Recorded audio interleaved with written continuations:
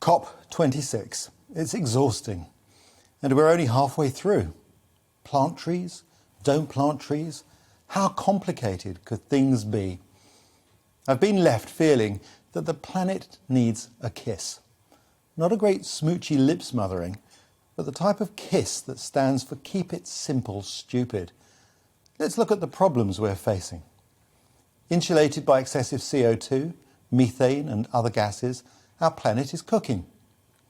Pollution is increasing, poisoning the oceans, the rivers and air. The great forests of the world are being felled. Biodiversity is decreasing or being driven into extinction. Put simply, we are making our planet toxic to life as we know it. This is no longer a debate. It is a well-established fact, one in which we are already suffering the consequences and one which we cannot predict the long-term outcome of. In short, we are facing the greatest threat to life that our species has ever known. It's hardly surprising that there have been protests today. People want action. Yesterday, Greta Thunberg led a 25,000-strong youth demonstration outside of the COP26 conference in Glasgow. Downing Street responded dryly, commenting that it was unwise for children to strike from school in a year when their education has been so disrupted by COVID. While the Scottish Government, in a more empathetic reading of the mood, stated that children who took part in the rally should not be penalised. Environmental concerns have ignited the hearts of our youth. Surely this is one issue we should encourage them to engage with and to understand, for they will be the inheritors of the successes and failures. Greta, who had been looking rather marginalised at the conference, grabbed the headlines by denouncing COP26 as a failure and an exercise in greenwashing. But truly, it's too soon to make such a claim. For perhaps the first time, this conference has grabbed the world's attention. 120 world leaders came to Scotland.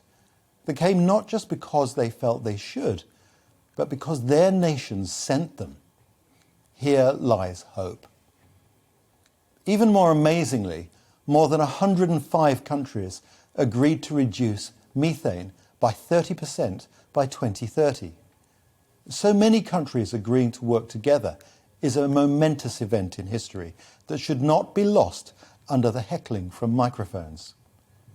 But what of the important leaders that failed to show up? Neither Xi Jinping or Vladimir Putin put in a personal appearance. And China missed an opportunity to take a lead in climate restoration, announcing that they do not feel able to pledge to become carbon neutral by 2030, arguing that they need 30 extra years because they did not industrialise as early as the West. This is a puerile argument at best. I certainly wouldn't want them in my kitchen. To me, problem solvers don't worry about who spilled the milk or when. They just get on with mopping it up.